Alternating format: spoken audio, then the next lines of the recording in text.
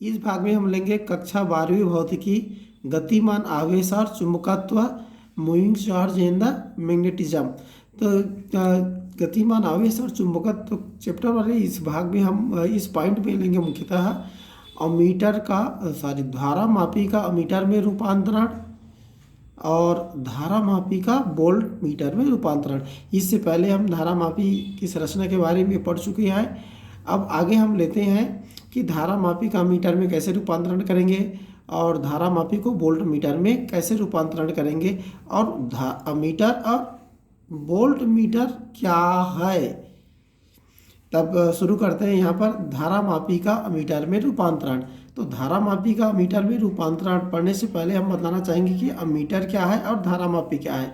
धारा मापी के बारे में पढ़ चुके हो आप लोग। अमीटर क्या है? अमीटर ऐसा उपकरण है जिसकी सहायता से किसी परिपथ में बहने वाली धारा की माप की जाती है। अर्थात हम जो किसी भी परिपथ में कितनी धारा बह रही है उसका सीधे एम्पियर में ज्ञात कर सकते हैं। इसीलिए कभी कभी एमीटर को एम्पियर मापी के नाम से भी जाना जाता है।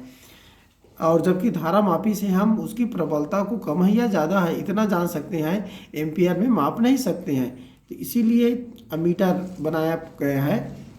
अब अमीटर में बदलने के लिए क्या करेंगे हम?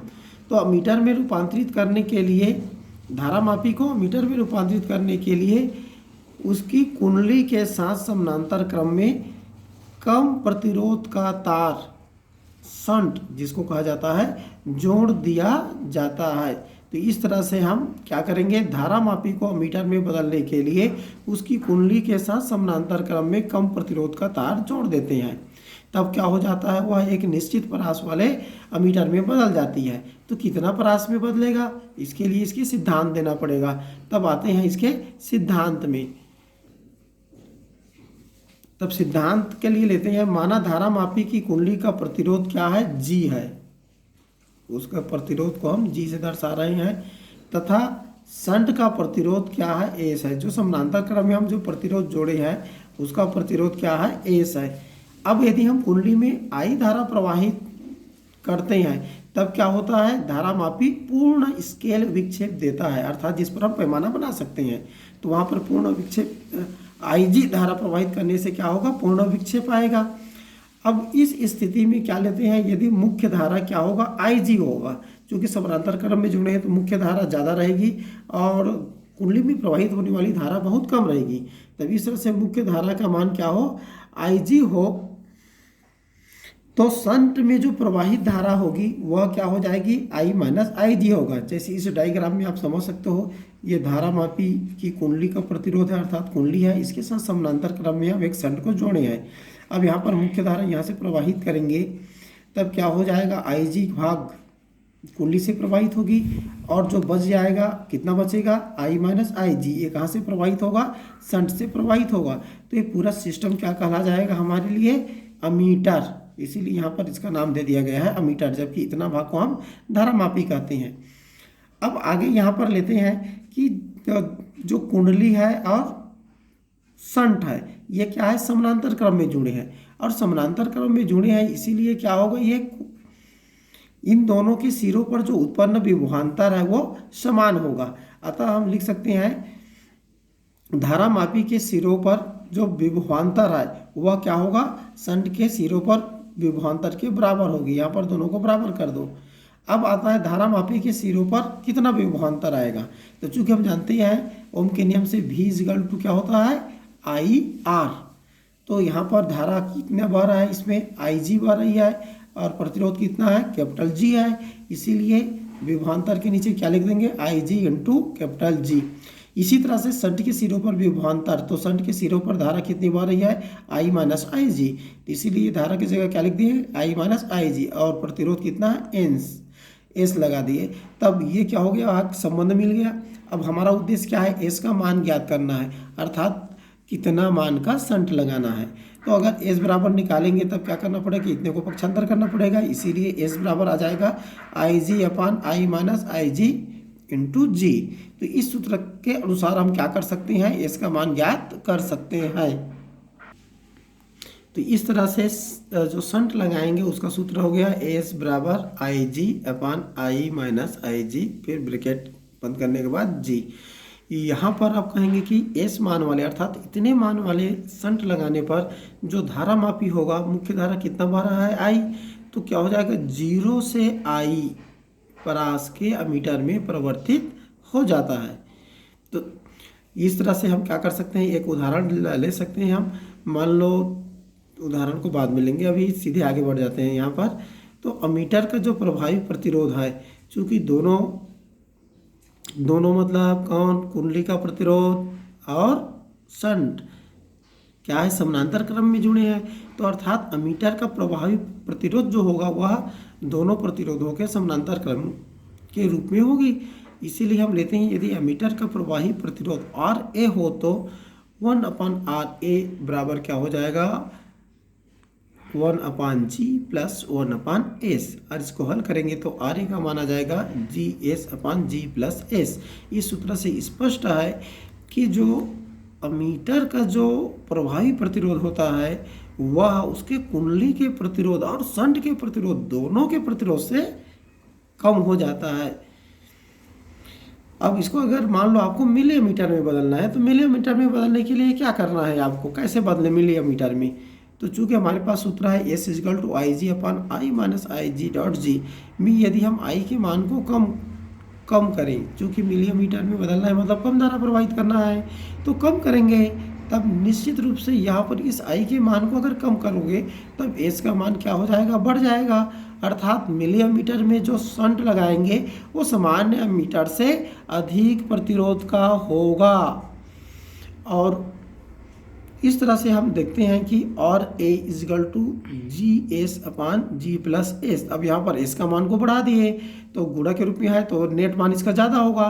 तो इस सूत्र से भी हम देख सकते हैं अब मिलीमीटर के लिए क्या होगा, RA का मान भी अधिक होगा।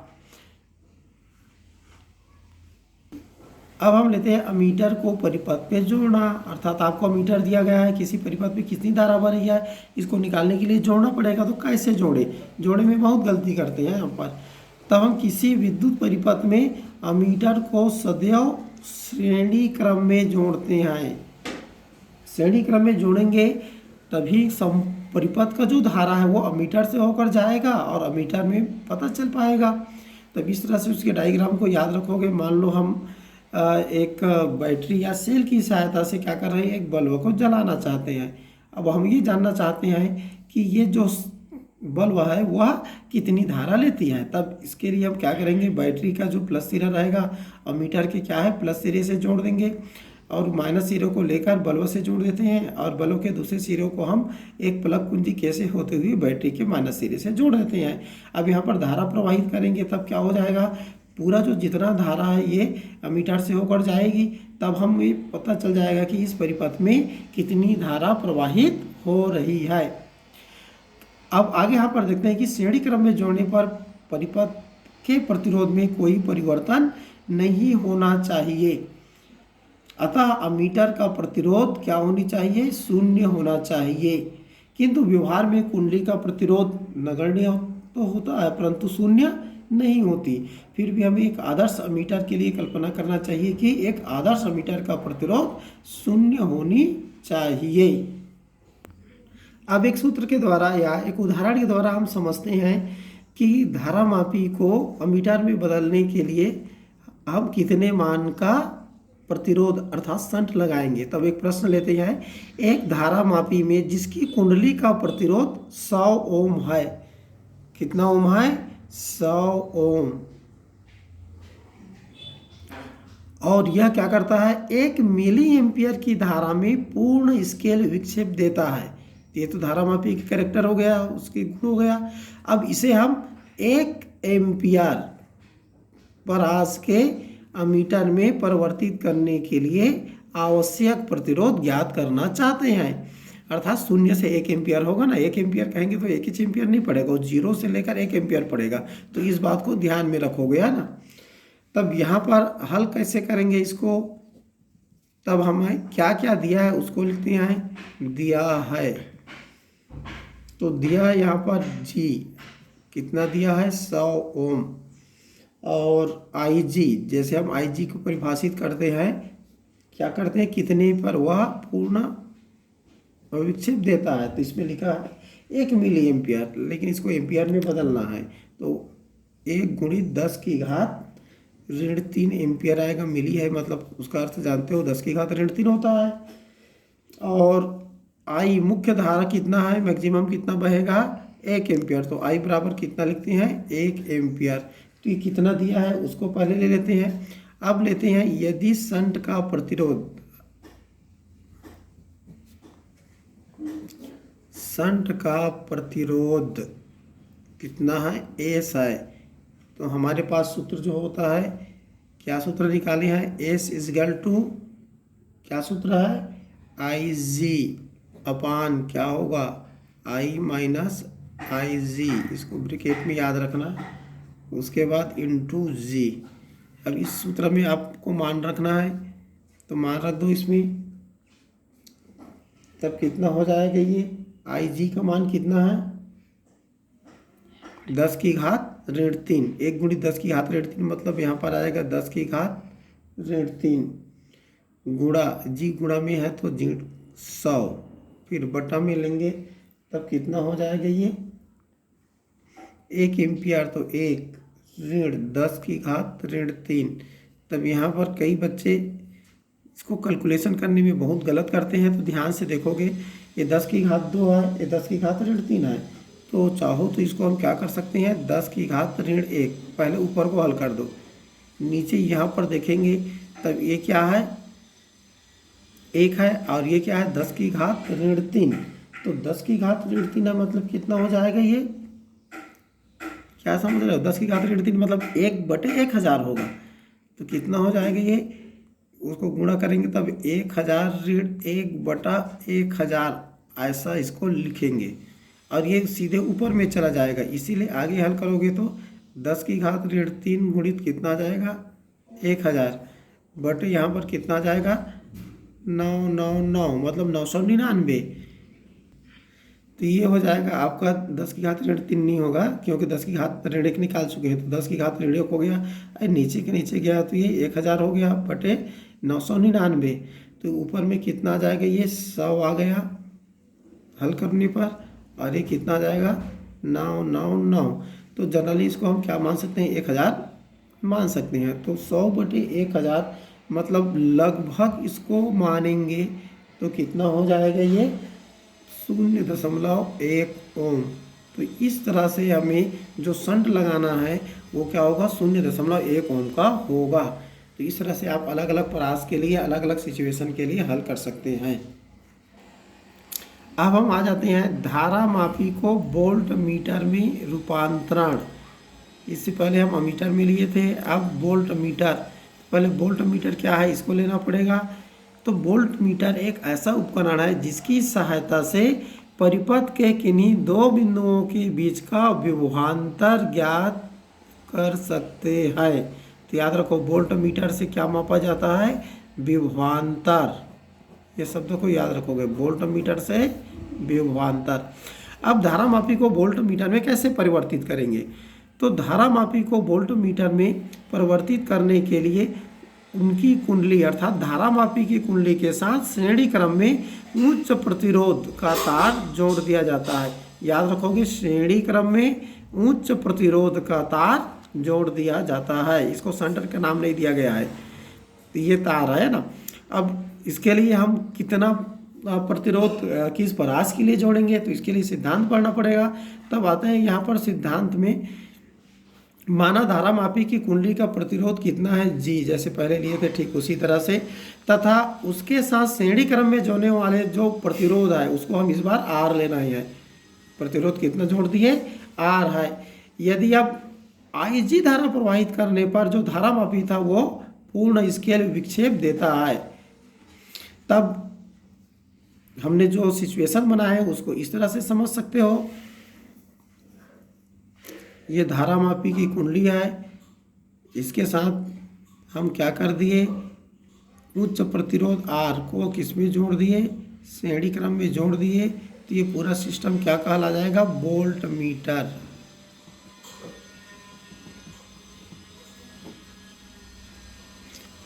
अब इसमें हम देखेंगे तब यहाँ पर जो वोल्टेज आएगा, अर्थात इन दोनों बिंदुओं के बीच यदि हम वोल्टेज की बात करें, कितना धारा प्रवाहित हो रही है, आई जी, तब चूंकि ओम के नियम से क्या हो जाएगा, V is equal to I R होता है। तब इन दोनों का प्रतिरोध को जोड़ेंगे, क्योंकि दोनों का प्रतिरोध क्या है, श्रेणी क्रम में है, इसीलिए ओम का नियम यहाँ पर लगाएंगे। तब V इजकल टू क्या हो जाएगा, आई जी इंटू जी प्लस आर, जहाँ भी क्या है, इन दोनों बिंदुओं अर्थात वोल्ट मीटर को जहाँ पर जोड़ेंगे उसके बीच का विभवांतर है। अब इसको हल करोगे, कैसे हल करोगे, तो इसको इसके साथ गुणा कर देना। तो गुणा करने के बजाय इसको हम पक्षांतर कर देते हैं, तो गुणा के रूप में है, इसीलिए पक्षांतर करेंगे तब कितना हो जाएगा, ये V अपान जी आई जी हो जाएगा, और उसके बाद फिर जी को पक्षांतर कर देंगे तब हमें R बराबर मिल जाएगा, इसलिए R बराबर आ जाएगा V अपान जी, फिर इस जी को माइनस कर दिए तो माइनस जी। तो इस सूत्र से हम क्या निकाल सकते हैं, जो जोड़े जाने वाले प्रतिरोध का मान ज्ञात कर सकते हैं। अर्थात धारामापी की कुंडली के साथ आर प्रतिरोध श्रेणी क्रम में जोड़ देने से वह 0 से V परास के वोल्टमीटर में परिवर्तित हो जाती है। 0 से V परास मतलब 0 से लेकर हम V वोल्ट तक के विभवांतर को माप सकते हैं। अब इस स्थिति में देखते हैं तो वोल्ट मीटर का प्रभावी प्रतिरोध, तो वोल्ट मीटर का प्रभावी प्रतिरोध की बात करते हैं, तब दोनों क्या है, श्रेणी क्रम में जुड़ा है, इसीलिए आर भी बराबर कितना आ जाएगा, जी इंटू आर, दोनों का प्रतिरोध जुड़ जाएगा। अतः हम वोल्ट मीटर का परास जितनी अधिक होगी उसकी कुंडली के साथ जुड़े प्रतिरोध का मान और प्रभावी मान भी अधिक होगा, और इसीलिए हम मानते हैं कि आदर्श वोल्ट मीटर का जो प्रतिरोध है अनंत होनी चाहिए। आगे हम इसको मिली एमीटर में बदलना, मिली वोल्ट मीटर में बदलना है। तो मिली वोल्ट मीटर में बदलना है तब क्या होना चाहिए, यदि कुंडली के साथ श्रेणी क्रम में जुड़े प्रतिरोध का मान कम हो तो कम धारा में भी क्या होगा, अधिक विक्षेप देगा। अतः क्या होगा, मिली वोल्ट मीटर, क्या लिखेंगे, मिली वोल्ट मीटर का प्रतिरोध सामान्य वोल्ट मीटर के प्रतिरोध से क्या होता है, कम होता है।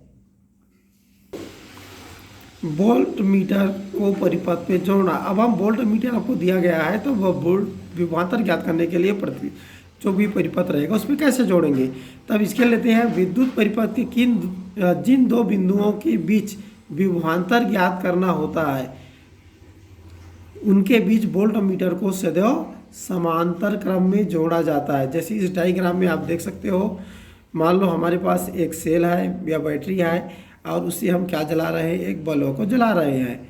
यहाँ पर जितनी भी धारा ले रही है तो धारा तो ले रही है, ये बह रही है। अब हम जानना चाहते हैं कि जो हमारे पास जो बल्ब यहाँ पर लगाए हैं उसके सिरों पर कितनी वोल्ट विभवांतर होगा, इसके बीच विभवांतर होगा। तब इन दोनों बिंदुओं के बीच क्या करेंगे, इस वोल्ट मीटर को जोड़ देंगे। यहाँ पर ध्यान रखना, यहाँ पर बैटरी का जो प्लस है तब उस साइड यहाँ पर प्लस को जोड़ना है, और आधार से माइनस है तो यहाँ पर माइनस को।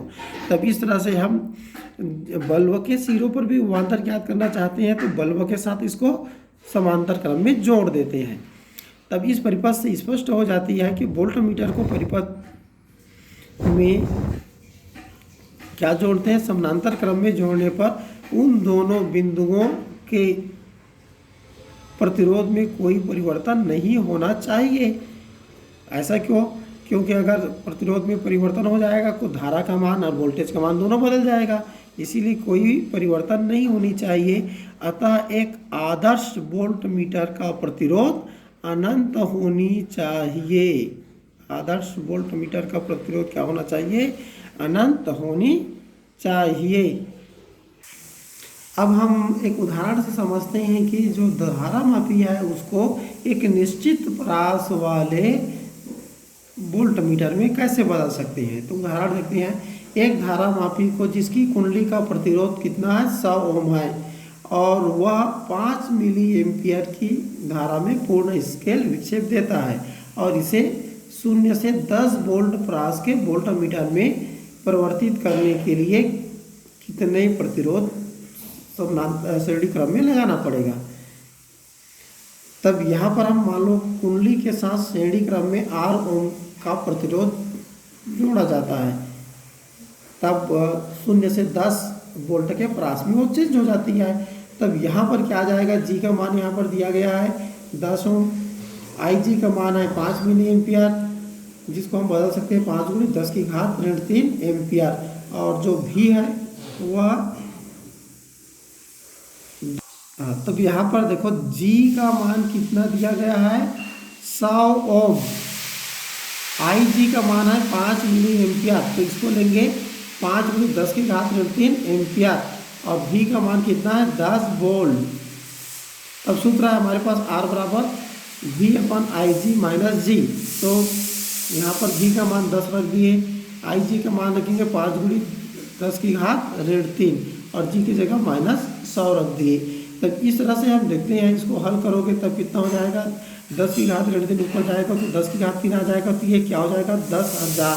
10,000 को हम 5 से भाग देंगे तब आता है 2,000, और इस 2,000 में हम 100 को माइनस कर देंगे तब कितना जाएगा 1900 ओम, अर्थात 1900 ओम प्रतिरोध को हम किस में जोड़ना है, श्रेणी क्रम में जोड़ेंगे। तब दिया गया जो धारा मापी है वह 0 से 10 वोल्ट के परास वाले वोल्टमीटर में बदल जाएगा। अब हम लेते हैं अमीटर और वोल्टमीटर में अंतर है ना। अभी दोनों चीज़ों को बतलाया गया है, अमीटर क्या चीज़ है, उसकी संरचना क्या होती है, इसी तरह से वोल्टमीटर के बारे में बतलाया गया है। तो पॉइंट वाइज लेते हैं अमीटर और वोल्टमीटर, ध्यान से सुनेंगे इसको, इसीलिए हम यहाँ पर वीडियो में इसको नहीं दिखा रहे हैं, खाली पहला लिखे हैं। तो पहला पॉइंट है अमीटर की सहायता से किसी भी परिपथ में बहने वाली धारा की माप, प्रवाहित धारा की माप की जाती है, जबकि वोल्टमीटर में या वोल्टमीटर की सहायता से किन्हीं दो बिंदुओं के बीच विभवांतर की माप की जाती है। तो ये पहला अंतर हो गया। दूसरा पॉइंट पर आते हैं, तो दूसरा है, इसको बनाते समय हम क्या करते हैं, अमीटर में क्या होती है, धारा मापी की कुंडली के साथ समांतर क्रम में